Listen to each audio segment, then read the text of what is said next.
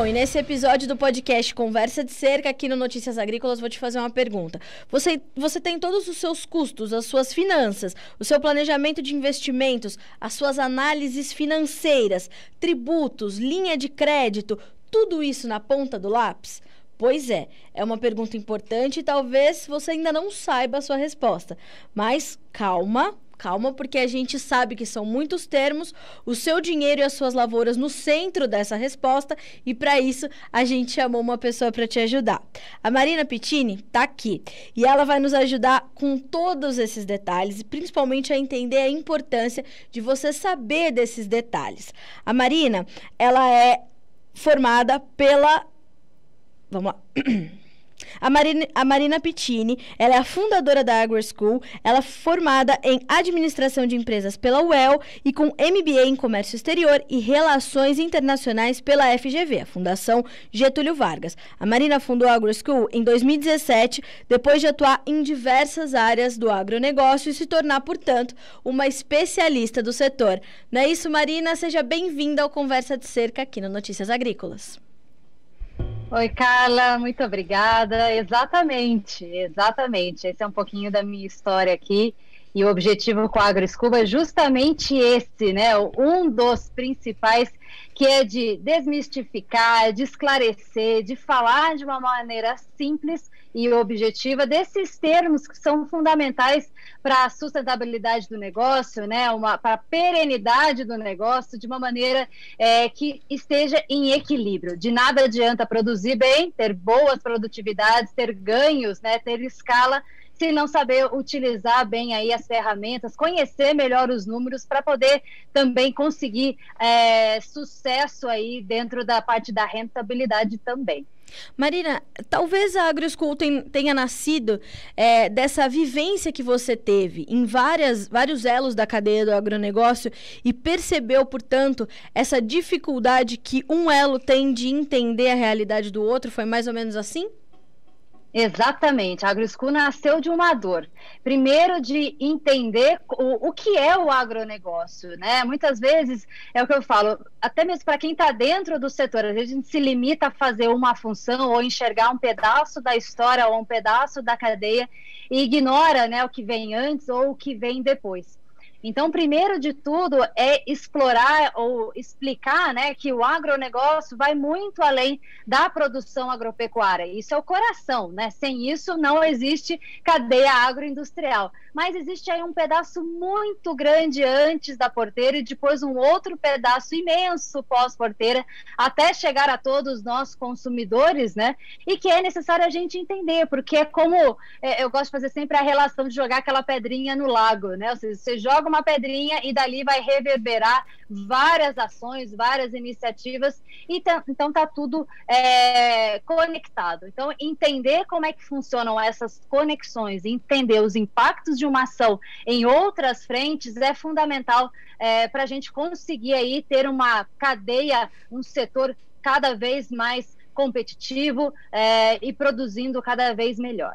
É uma tendência, Marina, os representantes desses elos das diversas e complexas cadeias do agronegócio brasileiro buscarem cada vez mais educação financeira, conhecimento para otimizar os seus resultados, mitigar os seus riscos. Tem sido uma tendência crescente? Você sente isso? Você sente essa evolução do setor?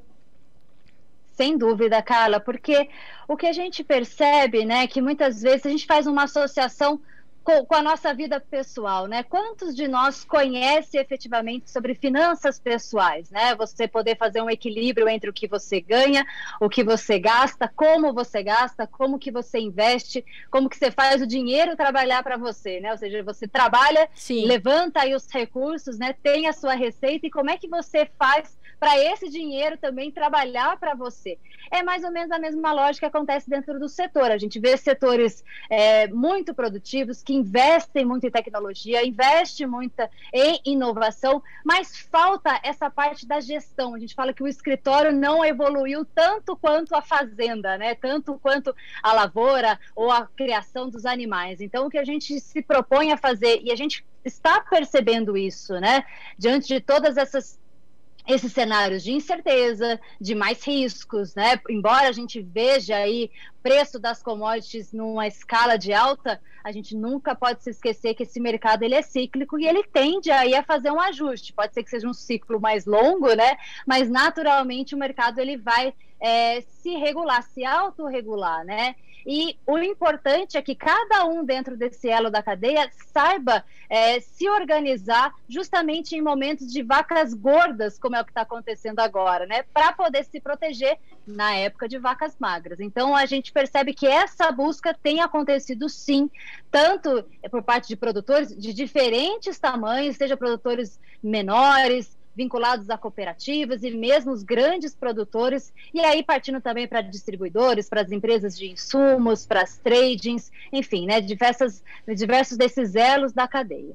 E Marina, a partir do momento que a gente vê o profissional, mas falando especificamente do produtor, buscando entender a complexidade para justamente descomplicar essa situação, né, buscando desmistificar essa complexidade e deixando todas as suas situações ali mais regularizadas e mais simples de serem acessadas quando ele precisa, então ter todas as suas finanças ali muito bem detalhadas, em dia e tudo mais, eu imagino que a saúde financeira dele também vá melhorando safra a safra ou ano a ano, não importa. Mas eu imagino que a saúde financeira acaba se tornando uma prioridade, assim como é uma prioridade plantar no tempo certo, colher no tempo certo, fazer aplicações dos seus agroquímicos no tempo certo, acaba se tornando uma prioridade isso, não? Exatamente, não é aquilo que a gente faz quando sobra tempo, né? Então, isso. quando termina de plantar, termina de produzir, aí eu vou olhar como é que ficaram as minhas contas, né?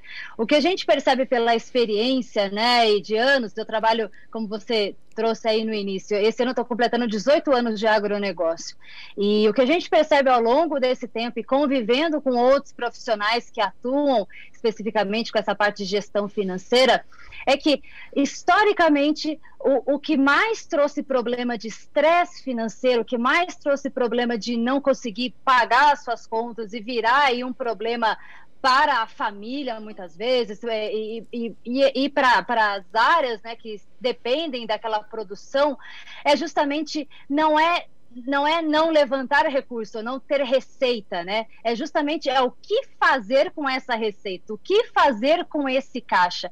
Então, a gente vê muitas vezes um produtor dando um passo maior que a perna, ou seja, investindo muito além do que o próprio negócio tem capacidade de pagar, né? Às vezes tomando uma linha de crédito que não é necessariamente para aquele propósito que ele precisa, às vezes precisa de um investimento para longo prazo e acaba pegando uma linha de crédito de curto prazo, que tem taxas de juros maiores, que tem, né, um perfil muito diferente. Então, é combinar banana com banana, maçã com maçã, né? Ou seja, entender o negócio em si e entender se aquele negócio está gerando aí uma receita operacional, né? Ou seja, um resultado operacional que consegue sustentar de forma saudável o negócio, pagando os juros, pagando as amortizações que vencem dentro do ano, para depois você conseguir fazer boas retiradas e depois fazer os investimentos que são necessários. Então, acho que eu sempre gosto de fazer essa referência, né? Não é a mesma relação que a gente faz entre o remédio, né, e o veneno. Investir, por exemplo, é importante, o problema é a gente considerar a dose. Quanto que eu vou investir, que o meu negócio tem condições de pagar e que eu não vou acabar me enforcando ou realmente dando um passo maior que a perna. Então, o produtor que consegue se organizar e ter minimamente, né, a gente não está falando aqui de ter que ter um ERP específico para isso, um software específico para isso, não, às vezes tem um caderninho organizado, ou mesmo uma planilha em Excel que às vezes alguém possa fazer para ele e controlar as contas mais básicas, isso já auxilia para que saia um pouco da intuição e vá para você tomar decisões de forma mais assertiva.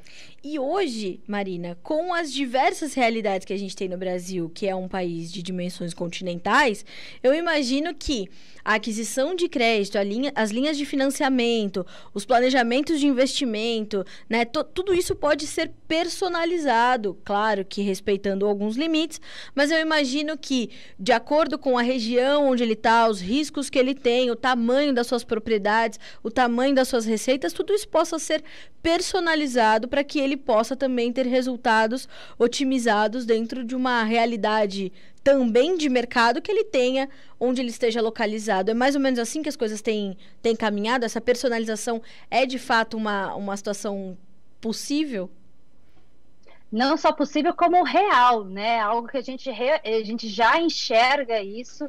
Por quê, né? Tem um contexto dentro desse universo, principalmente quando a gente está falando aqui de crédito ou de linhas de financiamento, né? Historicamente, a gente pega aí, vamos lá, desde os anos 70, quando o Brasil começou a realmente investir aí em pesquisa, né, com a criação da Embrapa e toda a parte de desenvolvimento da agricultura para o nosso clima tropical, né, a gente conseguiu sair de um país predominantemente importador para se tornar aí um dos principais exportadores mundiais. Dentro desse caminho, né, ao longo desses anos, um dos insumos principais que foi necessário para esse crescimento foi justamente crédito, né? Certo. E muito disso veio através das políticas públicas, através dos planos Safra, que conseguiu aí realmente trazer o fomento necessário para todo esse desenvolvimento. Só que, né, o crescimento que a gente teve e vem tendo é pujante, né, exponencial. E chega num dado momento em que o recurso público ele não atende de forma suficiente toda a necessidade do setor. Por isso que se criou lá né, todo o movimento de títulos de crédito do agronegócio, começando primeiro lá com a CPR, né, falando de uma forma como um marco, né, lá em 94, depois a gente teve a CPR financeira, depois a gente teve os novos títulos do agronegócio, né, e por fim agora as últimas alterações. Então todas essas mudanças em leis que nós tivemos ao longo dos anos foi justamente para criar um ambiente em que o governo pudesse focar mais as suas ações para atender os pequenos e médios produtores e deixando que os grandes ou grandes produtores tivessem aí uma estrutura própria e que eles conseguissem acessar o mercado de forma direta, seja instituições financeiras, né, como bancos, cooperativas de crédito, ou mesmo indo direto no mercado de capitais, né, através dessas operações que a gente tem ouvido com mais frequência, como o CRAF, DICs, né, e entre outros que a gente está vendo cada vez mais forte dentro do nosso mercado. E para que saia dessa dependência governamental e passe a andar com as próprias pernas, qual que é um papel fundamental? É que o produtor consiga contar aí bem a sua história. E Exato. De que forma que ele conta a sua história quando ele vai buscar uma linha de crédito ou vai buscar um financiamento? É mostrando os seus números, né? Olha, da onde eu vim, como é que eu produzo, quanto que eu gero de resultado, como é que está vindo a minha alavancagem, como é que está a minha liquidez, como é que eu estou conseguindo pagar minhas contas ou não, com quem eu tenho relacionamento. Então, assim, é fundamental que cada vez mais o produtor ele consiga, eu estou falando produtor, mas vale para outros, né, outros segmentos também dentro da nossa cadeia, que ele consiga por si só contar melhor a sua história, porque a análise de crédito ela está sendo, né, respondendo a sua pergunta, cada vez mais personalizada. Certo. Então é fundamental que ele tenha esse mínimo de organização, porque investimento existe, interesse existe, embora a gente saiba que tem outros aspectos como risco país, questões políticas, econômicas e tudo mais, mas cada um tem que fazer a sua parte. E a melhor forma é saber contar bem a sua história. E eu percebo que a gente tem tido uns termos e umas expressões que elas estão cada vez mais presentes no setor e os produtores estão tentando ali se acostumar com elas e empregá-las melhor, como a questão do ESG, por exemplo, que é, né, essa transparência ambiental, né, essa necessidade da sustentabilidade, que está muito ligada à questão do crédito e da aquisição de crédito, dessa transparência que o produtor precisa expor, né, Marina? A gente tem as questões todas, você citou a questão dos títulos verdes, os riscos acabam ficando mais fáceis de serem computados, que a transparência acaba sendo natural, né? Uma maior transparência acaba sendo natural, e esse caminho, portanto, para o crédito, principalmente ali pelo mercado de capitais, pela iniciativa privada, acaba se tornando mais acessível, né? Então a gente passa aí por uma por uma melhor, ou pela necessidade de uma melhor gestão de riscos para fazer, de fato, esse caminho ser mais acessível? Sem dúvida, sem dúvida, porque quando a gente está falando de gestão de riscos, naturalmente as pessoas, né, têm a primeira conexão que elas fazem é aquilo que parece ser o mais óbvio, né? Qual que é o maior risco do agronegócio? A gente vê aquela frase batida já do nosso mercado, mas que não deixa de ser uma verdade, né? Que nós somos uma indústria a céu aberto. Sim. E ao estar no céu aberto, a gente lida com o primeiro risco, que é justamente clima, né? Então vem clima, vem praga, vem doenças e tudo mais. Essa é a primeira etapa, mas esse aqui é a pontinha do iceberg, né? Porque a gente depois disso tem os riscos de mercado, né? Dessa volatilidade de preços que a gente tem visto, a relação de taxa de câmbio, juros, né? Agora a gente viu recentemente essa alta aí da taxa básica de juros. A gente vê o basis, né? Aquela diferencial de base. E depois a gente parte para outros riscos econômicos, riscos legislativos, né? E tantos outros mais. Então, a gente fala que o princípio básico de lidar com gestão de riscos, ele tem 4 pontos fundamentais, né? Primeiro de tudo, você precisa conhecer os seus riscos, né? Porque não dá para negar que eles existem. Então, primeiro de tudo, conheça. Se propõe a mapear. Fazer uma listinha simples, nada de muito complexo, não. Quais são os riscos que afetam o seu negócio? Segundo passo, meça esses riscos, né? Ou seja, se esse risco aqui, o quanto que isso pode impactar dentro do meu negócio, se a taxa de juros subir para tanto, o que isso aqui pode impactar? Se o câmbio for para cima, for para baixo, quanto que isso pode impactar? Terceiro passo é limitar. Então, tá bem, já conheci, já medi, vou botar um limite. Não, se o câmbio atingir 6 ou se o câmbio atingir 4, eu tenho uma ação para cada um desses extremos aqui. Atingiu, eu vou agir, né? E é esse justamente o item 4, é fazer ações corretivas para manter sempre dentro daquele limite que eu medi e que eu conheci. Então, eu gosto de falar dessa forma porque a gente desmistifica e traz para uma realidade muito mais simples, né? Ou seja, algo que todo mundo tem condição de colocar na prática. Então, falar em gestão de riscos é pensar aquilo que afeta o dia a dia de uma empresa que está no agronegócio e que vai fazer com que ela consiga atingir os seus resultados, embora aconteça, né, esteja vivendo dentro desse ambiente que ela não consegue controlar, mas ela consegue tomar ações para que esses impactos sejam reduzidos. E saber, né, o produtor saber, né, Marina, que ele não tem riscos só na hora de produzir e só na hora de comprar os seus insumos ou vender a sua produção, né? Exato. Esses riscos políticos e econômicos, essa intensa, principalmente aqui no Brasil, onde a cena política é uma surpresa a cada dia, onde a economia vem fragilizada já de mais de uma década.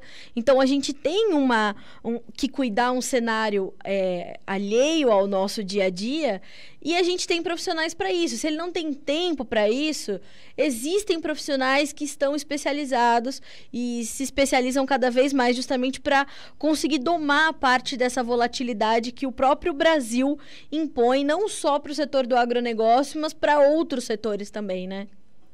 Exato, exato. Isso é uma coisa que eu sempre falo também. Eu falo, gente, quer entender de agronegócio, quer se especializar dentro desse nosso setor, não estude só sobre agro, estude sobre finanças, sobre economia, sobre política, né? Sobre comportamento humano, né? Porque isso influencia, Sim. A gente está lidando com pessoas, né? Não tem jeito, e as pessoas, embora a gente ache, né, que a maioria das nossas decisões sejam racionais, mas muitos estudos já mostram que não, né? Que a gente é muito mais emocional do que racional, mas precisa tentar equilibrar mais isso, não pode ficar nem num extremo e nem no outro, né? Então, a gente entender que esse é um setor forte, fundamental para a nossa economia, não só em termos de Brasil, mas, né, para um equilíbrio mundial, e que quem está trabalhando dentro desse setor ou que quer vir trabalhar para o agro precisa expandir a cabeça, né? Expandir o seu olhar e entender principalmente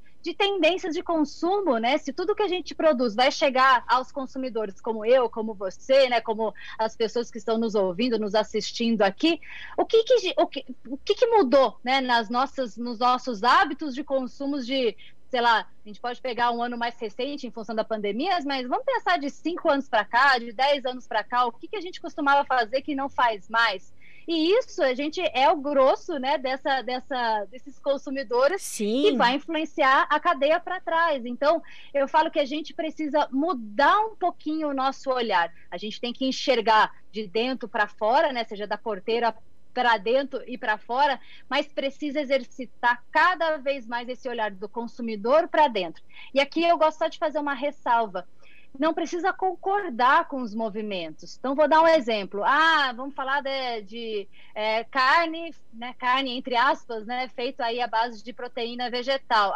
Eu não concordo, eu acho que não está certo, né? Algumas pessoas podem dizer Sim. Isso aí não é uma tendência, é um modismo. Não importa. Nesse momento, a gente precisa se ater ao fato, né? E não a nossa opinião. A opinião é o que a gente vai fazer com o fato depois, mas a gente precisa lidar que ele pode sim se tornar realmente algo relevante ou não, mas eu não posso ignorá-lo. Acho que esse que é o ponto principal. Então, ter a nossa opinião, sim, mas encarar os fatos como eles são, porque isso vai afetar diretamente no posicionamento de muitos negócios que a gente vê hoje em dia no nosso setor. E o fato é o fato, né, Marina? Agora falo mais como comunicadora do que como qualquer outra coisa, do que como consumidora ou como apaixonada pelo agro como eu sou, como você. Mas, assim, o fato é o fato. A verdade está aí, a gente precisa lidar com ela, né? A gente precisa trazer essa comunicação, fazer essa comunicação ser muito mais educativa do que reativa. O setor ainda tem uma tendência natural, por conta de tudo que já passou e dos ataques que ainda sofre, de fazer uma comunicação reativa. E eu imagino que eu vejo na prática que ela já não é mais eficiente, né? Ela não tem mais qualquer eficácia. A gente não consegue avançar com nada daquilo que promove uma comunicação reativa. Então, a gente precisa continuar trabalhando o conceito da comunicação educativa, agroeducativa, que seja, né? E não, justamente isso, não ignorar esses conceitos, porque ao invés da gente estreitar a ponte entre o campo e a cidade, a gente vai só alongar essa ponte, né? E deixar ela muito mais perigosa. As pessoas não vão querer cruzar essa ponte para conhecer o alimento que elas estão consumindo. Então, eu vejo que a gente tem dado alguns passos, principalmente no setor de investimentos, no mercado de capitais. Eu vejo muitos investidores fora do setor que não conheciam o setor serem atraídos pela pujança do agronegócio brasileiro, seja no setor de frutas, ou seja na soja, que é o maior item da nossa pauta exportadora. Mas eu vejo que a gente tem dado alguns passos, mas a comunicação ainda é o nosso calcanhar de Aquiles, porque a gente reage porque somos atacados, então é natural. Mas eu vejo que aos poucos a gente tem tentado mudar essa situação e talvez a questão dos investimentos, o mercado financeiro e esses investidores urbanos olhando para o campo possam ser mais um mecanismo para aí sim a gente estreitar essa ponte, né? Exato. Eu acho que é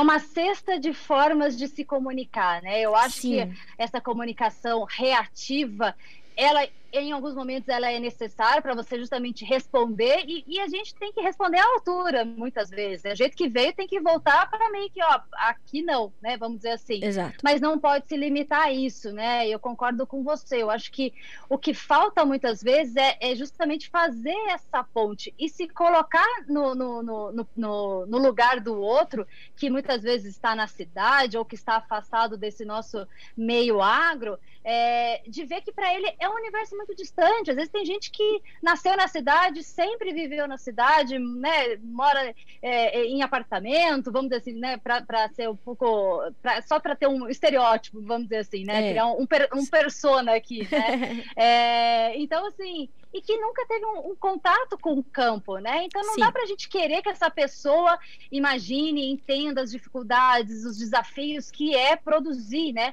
Então fica muitas vezes aquela visão bucólica que é do campo. O campo é tranquilo, é só aquele trator naquele campo verde, é só plantar, ele cresce sozinho, eu colho e levo, entrega, acabou, simples assim. E a gente que está do outro lado aqui sabe que está muito longe disso. Tem um prazer em estar no campo, realmente, como você disse, é apaixonante estar no campo, mas tem que ter coração forte, tem que ter disposição, porque são muitos os desafios que se enfrenta diariamente, né? Então, eu acho que a gente não pode criar esse ranço, né? Ou seja, de estar sempre querendo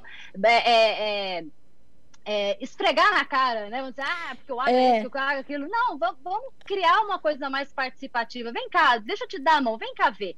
E vem ver que o agro não é só a produção. O agro tem uma baita parte antes e uma super parte depois. E isso também para desmistificar que no agro não é só agrônomo que trabalha. No agro não é só zootecnista, não é só veterinário, não é. Eu sou administradora, você é comunicadora, né? E a gente trabalha no agro, né? Então, assim, a parte de TI, quantos engenheiros a gente precisa no agro, quantos matemáticos, físicos e outras profissões que a gente precisa para poder fazer o que a gente faz hoje. Então, acho que também quebrar um pouco essa visão de que o agro é só produção. De novo, é fundamental, é o coração, mas não é só isso. A gente tem uma cadeia longa, extensa, complexa e que a gente precisa de profissionais das mais diferentes áreas para ser o que é hoje e para crescer cada vez mais e, de novo, de forma sustentável, não só economicamente falando, mas ambientalmente e socialmente também, dentro do conceito do ESG que você comentou há pouco. E essa situação da gente ter que trazer isso, os números, e eu concordo, essa coisa de esfregar na cara já foi esse tempo, né, da gente dizer... O agronegócio leva o Brasil nas costas. A gente passou já dessa fase, né? A gente já sabe, esse discurso está sendo feito no espelho. Se a gente não continuar promover mudanças, vamos mudar. Exato. E o que eu sinto é que, assim, as pessoas precisam começar a entender também da vocação que esse país tem para ser um país que olha para o agronegócio. E a importância que a gente vê nesse setor para garantir que a nossa economia continue, pelo menos, a respirar, né, Marina? Porque, assim, nós estamos num momento bastante complicado, a pandemia veio para jogar uma pá de cal na nossa economia que já estava sofrendo, e aí a gente foi, aos poucos, se recuperando, retomando o nosso fôlego, né? E trazendo a importância do agronegócio, ressignificando, talvez, a importância, aí sim, do business, né?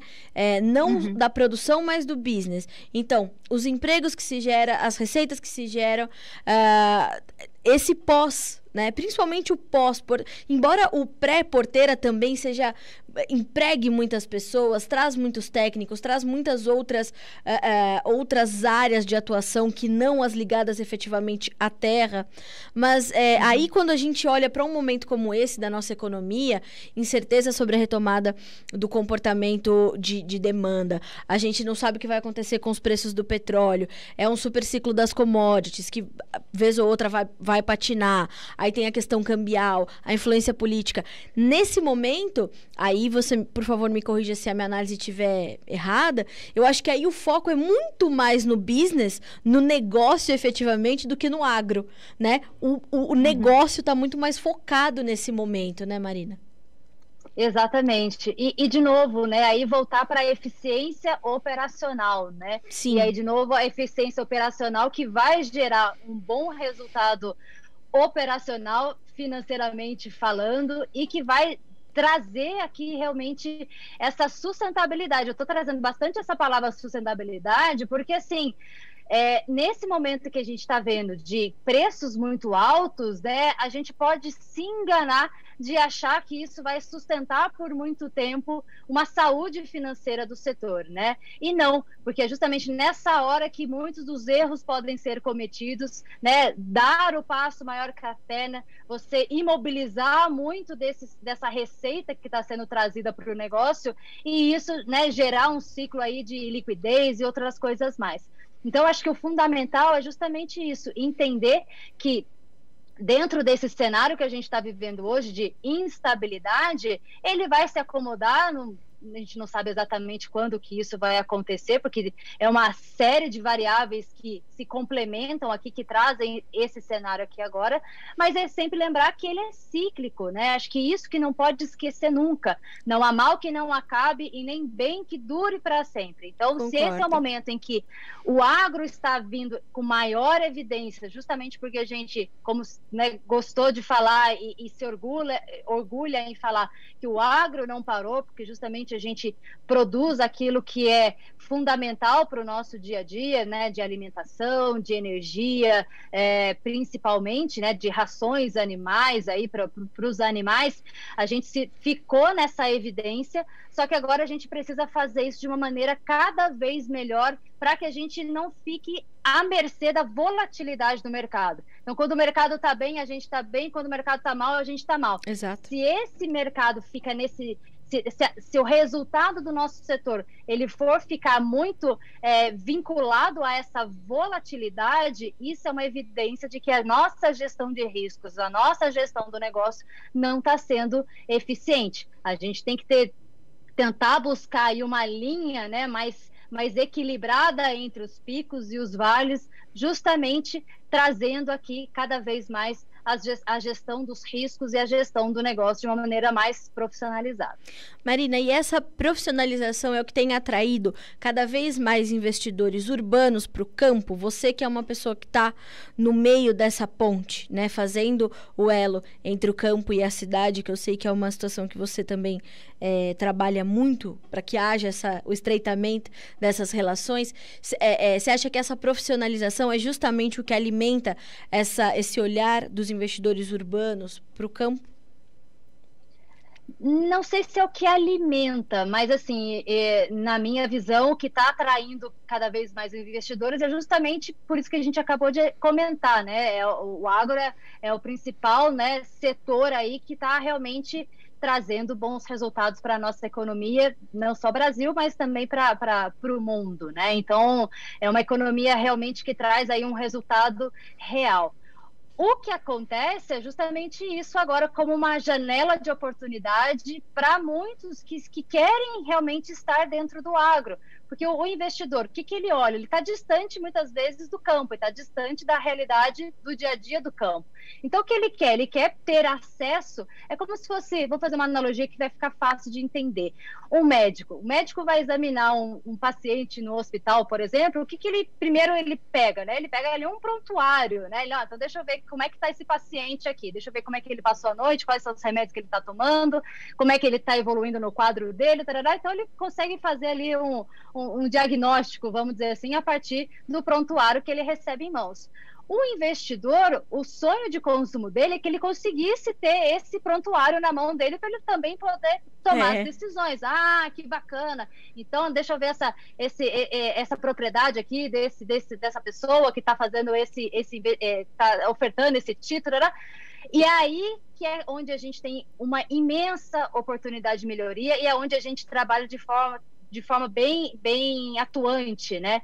É de ajudar as empresas que estão no agro a melhorar, a terem bons prontuários. E isso aqui não é só para mostrar para o investidor, é para ele utilizar internamente para conseguir melhorar ainda mais o negócio dele. Então, primeiro de tudo, ensinando ao produtor rural, tipo, o que precisa estar dentro desse prontuário? O que o investidor precisa enxergar para ele poder confiar e acreditar que ele pode colocar recursos ali no seu negócio que vai fazer ele prosperar e depois trazer o retorno desse investimento, né? O investidor faz isso, ele coloca o recurso esperando que depois de um dado período de tempo ele vai ter o retorno desse investimento, mais, né, a remuneração sobre esse capital. Então, o que a gente faz é auxiliar quem está do lado do agro a melhorar, primeiro de tudo, entender o que é esse prontuário, o que essas empresas buscam enxergar e auxiliá-los a construir esse prontuário. E depois também fazer o contrário, falar, investidor, deixa eu te explicar como é que funciona o mercado agro. Ele é diferente do comércio que você já está acostumado, ele é diferente da indústria que você está acostumado a avaliar. O agro tem os seus indicadores próprios, ele tem a sua forma própria de lidar, é bem diferente quando você compara com outros setores. Então, o que a gente faz aqui é pegar na mãozinha de um lado, pegar na mãozinha do outro e tentar aproximar cada vez mais para que eles conversem bem e que tenha aí um final feliz. E os investidores têm buscado conhecer mais, Marina, sobre como funciona o mercado agrícola especificamente, agropecuário, talvez? Sim, sim, que coisa sim, boa. Bastante. A gente tem alguns cursos aqui na AgroSchool e um deles que eu me orgulho bastante é um que a gente faz em parceria com o IBDA, que é o Instituto Brasileiro de Direito do Agronegócio, do Dr. Renato Buranello, que é o que a gente chama de Finanças Inteligentes no Agronegócio. Esse é um curso em que a gente reuniu aqui 12 professores de diferentes áreas. Então, a gente tem o próprio Renato, o Marcos Fava Neves, Ivan Vedequim, Guilherme Pessini, Davi Télio, enfim, são pessoas feras. de grande... exatamente, Só de feras. grande experiência no mercado. O que a gente se propôs a fazer nisso? Né? Quando a gente começou a perceber essa demanda, principalmente dos investidores, do mercado financeiro, que eles queriam entender mais como é que funciona o mercado agro, como é que conversa com esses títulos, como é que conversa com governança, como é que conversa com tributário, como é que conversa com derivativos, com risco, com crédito. E falou, doutor, peraí que a gente vai organizar isso tudo aqui numa linha lógica. Então, a gente criou esse curso que ele começa na origem do agronegócio, trazendo uma visão do direito e de economia com os feras, como você bem disse, Fava e Buranello. Depois a gente vai caminhando, né, trazendo o que é o Plano Safra, o que são as políticas públicas, o que é financiamento privado, quais são as linhas de financiamento privado, o que é mercado de capitais, o que é governança, até a gente chegar nas operações estruturadas e nos títulos verdes, que é o tema mais atual, né, do momento. E aí a gente está indo para a terceira turma agora, e a primeira turma foi muito bacana, porque a gente teve de ponta a ponta pessoas da cadeia agroindustrial. A gente teve desde bancos de indústria, de distribuidor, de produtor, a gente teve pessoas do Banco Central, enfim, de diferentes áreas que estavam interessadas em ver como é que esse negócio funciona. Deixa eu ver se tudo que está solto aí, deixa eu ver que esse pessoal conseguiu organizar aqui nessa linha. E o feedback é muito positivo nesse sentido, né? Que fala, nossa, agora eu estou entendendo e agora eu consigo aprofundar melhor, entender aonde que eu quero investir ou o que eu preciso aprofundar mais aqui. Então, sim, a gente percebe essa busca porque realmente faltava, né, esse trabalho de tradução de tudo isso que a gente está fazendo de uma maneira mais simplificada, né? Terminando essa gravação, eu vou fazer o quê? Minha matrícula na próxima turma desse curso. Isso aí, as matrículas estão abertas. Tá vendo? Eu já vou fazer minha matrícula, porque não é? Para fazer as próximas edições dessa conversa. Marina, é muito interessante ver o seu entusiasmo em levar educação, levar conhecimento, né? Agora, deixando um pouquinho o agro de lado, embora seja impossível, né? Numa conversa entre duas pessoas como nós duas, mas assim, como foi que você mudou a sua chave de executiva para educadora, né? Eu sou uma adepta do conhecimento bom, é conhecimento compartilhado, conhecimento liberta, né? Como os grandes filósofos já dizem desde que o mundo é mundo. E se a gente olha, vamos falar do nosso setor, a gente vê um desenvolvimento das atividades dentro da agricultura seguindo uma lógica muito simples, né? Que é uma lógica muito parecida com a educação. Teste, veja se dá certo, vamos implementar, né? Como é que você mudou essa sua chave, Marina, de executiva para educadora e promotora de conhecimento? Eu falo que eu tive um grande incentivo que esse ano completa 6 anos, que foi o meu filho, né? Porque eu vinha dessa carreira executiva, trabalhando em diversas empresas e tudo mais, e quando eu engravidei em 2015, né? Quando meu filho nasceu em 2015, eu saí de licença maternidade, mas não voltei, né? Não era algo planejado, mas foi algo realizado e que mudou, né? Totalmente a minha vida.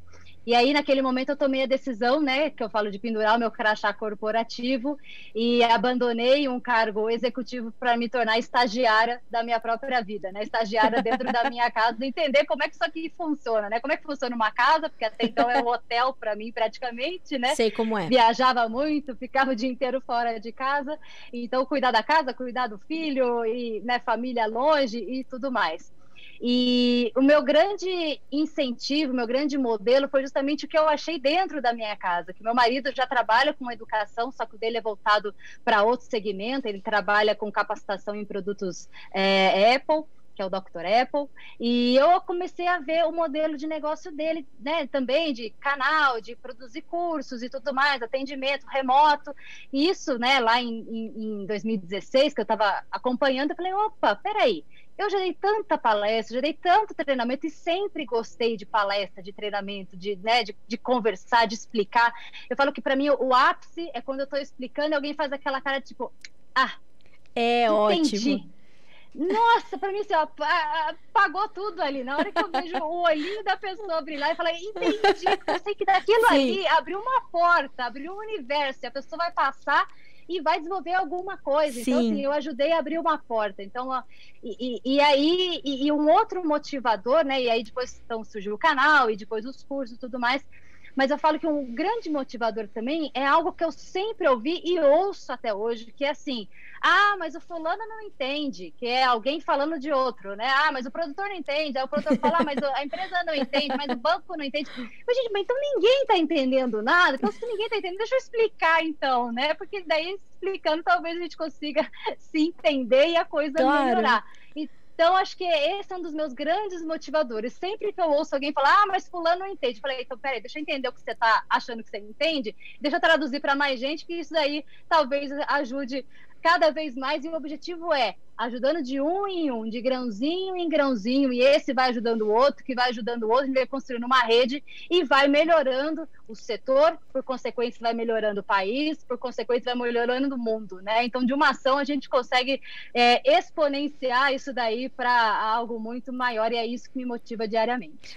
Porque quando a gente definiu ali uma pauta, né, para nossa conversa, eu pensei, a gente precisa começar a falar para as pessoas que a AgroSchool é nada mais, nada menos do que uma grande oportunidade para o agronegócio brasileiro.